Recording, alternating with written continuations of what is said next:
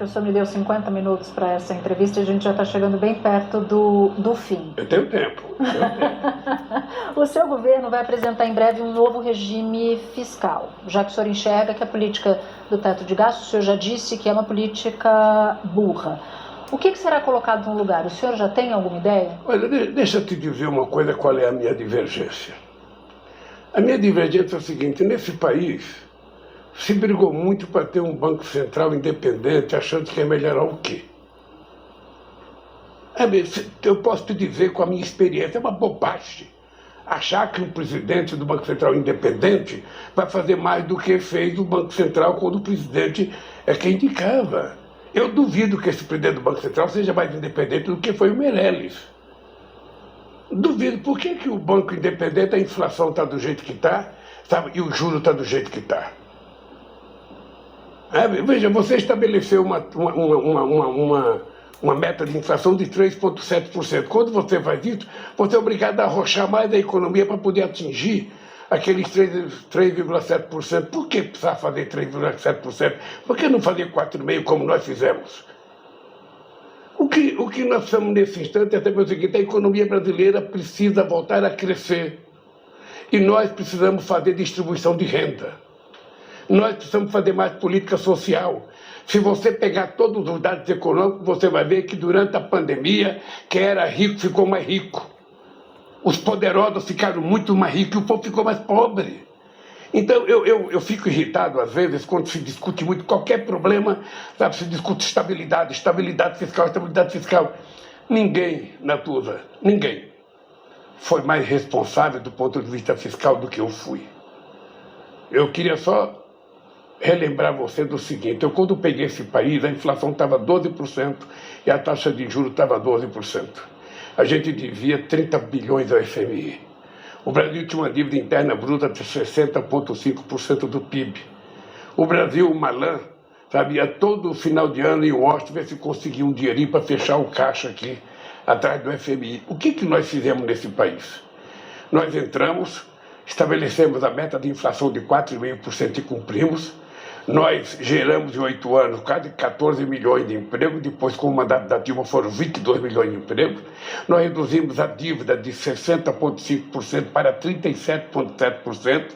E nós fizemos uma reserva que o Brasil nunca tinha tido de 370 milhões de dólares.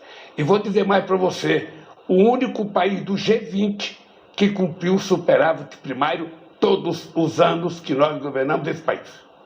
Então não peçam para mim seriedade fiscal. Não peçam. O que eu quero é que as pessoas que querem estabilidade fiscal tenham estabilidade social. Assume compromisso com o social, porque não é possível esse país ter gente na fila do osso para pegar carne. Não é possível esse país ter 30% de pessoas passando fome. Não é possível esse país... Você sabe quantos anos faz que o funcionário público federal não recebe aumento? 7 anos. Essas ideias, a responsabilidade social e a responsabilidade fiscal, são frequentemente apresentadas, e às vezes eu tenho a impressão que o senhor pensa assim. Eu queria que o senhor me dissesse se é isso mesmo, como se elas fossem antagônicas, como se uma fosse inimiga da outra. Mas há quem entenda que elas não são necessariamente antagônicas. Para o senhor, elas são inimigas? Elas são antagônicas por causa da ganância, sabe, das pessoas mais ricas. Ou seja, as pessoas não querem. O empresário não ganha muito dinheiro porque ele trabalhou, ele ganha muito dinheiro porque os trabalhadores dele trabalharam. O que nós queremos é que apenas haja contrapartida no social. Não interessa a gente ter uma sociedade de miseráveis, nós queremos ter uma sociedade de classe média. Nós queremos que a pessoa tenha poder de consumo, nós queremos que as pessoas possam viajar, nós queremos que as pessoas possam comprar uma casa, nós queremos que as pessoas possam comprar um carro. É o mínimo necessário que nós precisamos garantir para as pessoas, que eles consumam aquilo que eles produzem. Agora, o que tem acontecido no Brasil?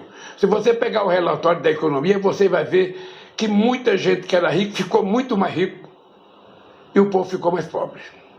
Hoje, são 105 milhões de pessoas com algum problema de insegurança alimentar, além dos 33 milhões que passam fome. Hoje, a massa salarial caiu muito e nós temos milhões de trabalhadores trabalhando em aplicativos sem nenhum direito. Nós vamos fazer com os dirigentes sindicais, eu vou ter uma reunião com os dirigentes sindicais para discutir uma nova reformulação, uma nova reestruturação do movimento sindical. A gente não quer voltar ao passado, a gente quer estabelecer uma nova relação entre capital e trabalho. Para isso, nós vamos criar uma comissão com sindicalistas, com empresários e com o governo, para ver se a gente cria uma estrutura sindical em que as pessoas se sintam representadas e a gente possa garantir que as pessoas tenham direito. Ou seja, porque esse trabalhador que trabalha em aplicativo, ele pensa que ele é microempreendedor, ele não é microempreendedor porque ele não tem nenhum problema de seguridade social. Quem tem que garantir isso é o Estado brasileiro. E a carga tributária, presidente? Porque a gente o Brasil é um dos países com maior carga tributária. É possível aumentar a arrecadação, aumentar imposto? Natuza, a vantagem de ser candidato muitas vezes é que eu já discuti esse assunto em 89, 94, 98, 2002, 2006, 2010, 2014, 2018, mesmo na cadeia eu discuti isso. E agora? Veja, nós precisamos fazer uma reforma tributária de verdade para que as pessoas mais ricas, para as pessoas que vivem de dividendos, para as pessoas que, que ganham mais dinheiro, paguem mais imposto de renda, e as pessoas que ganham menos, paguem menos imposto de renda. Não sei se você sabe que 60% das pessoas que pagam imposto de renda ganham até R$6.000 por mês. Essas pessoas são consideradas ricas. Você sabia? Essas pessoas que ganham R$6.000 são consideradas ricas.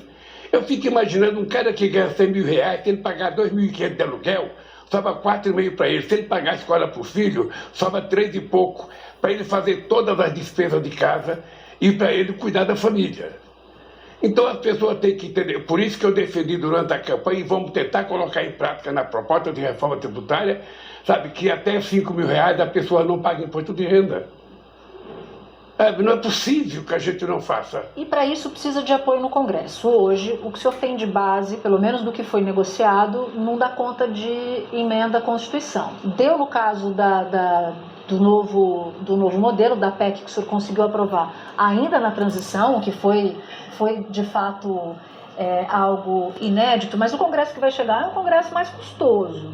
Como é que o senhor vai aprovar a emenda à Constituição? Reforma tributária ou outras? Eu começo a governar acreditando que eu tenho uma base mínima de 513 deputados e 81 senadores. É muito otimismo, presidente. A partir dessa crença, eu vou tirando aqueles que eu sei que não vão votar em mim. E eu espero ficar com a maioria para votar. Veja, eu não vou posar, eu não vou mandar proposta do meu interesse pessoal.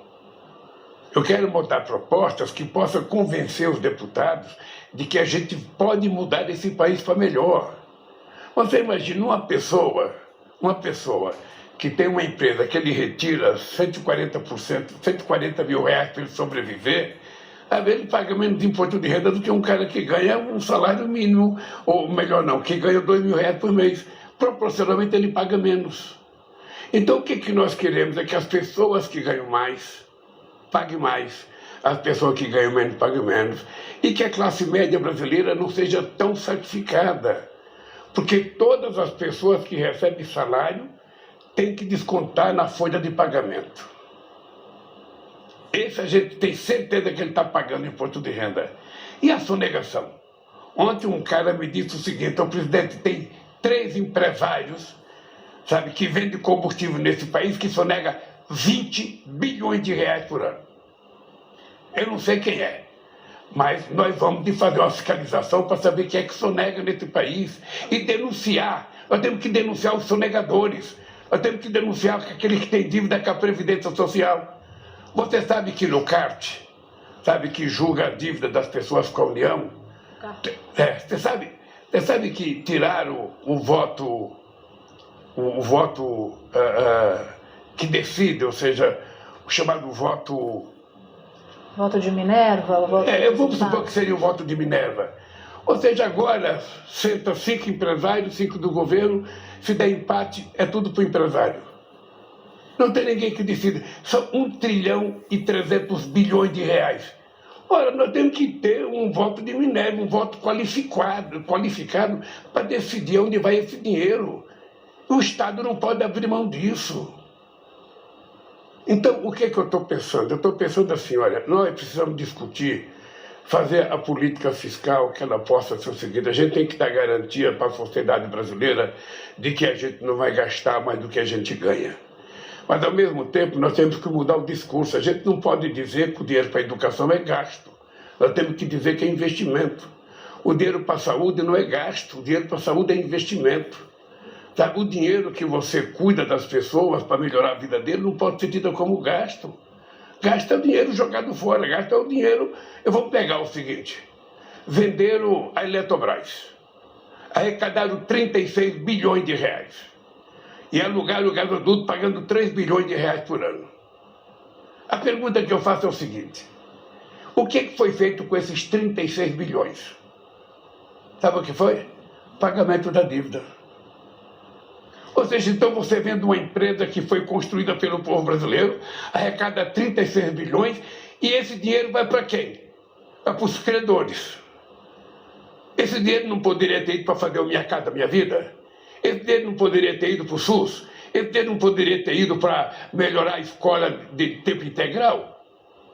Ou será que a única coisa que não é gasto nesse país é o pagamento de juros? Porque tudo mais é gasto. Eu já vi o senhor, inclusive, falar... Se eu for fazer uma estrada é gasto, se eu for fazer uma ponte é gasto, se eu for fazer uma ferrovia é gasto. Agora, a única coisa que não é gasto é pagar quase 600 bilhões de juros todo ano nesse país.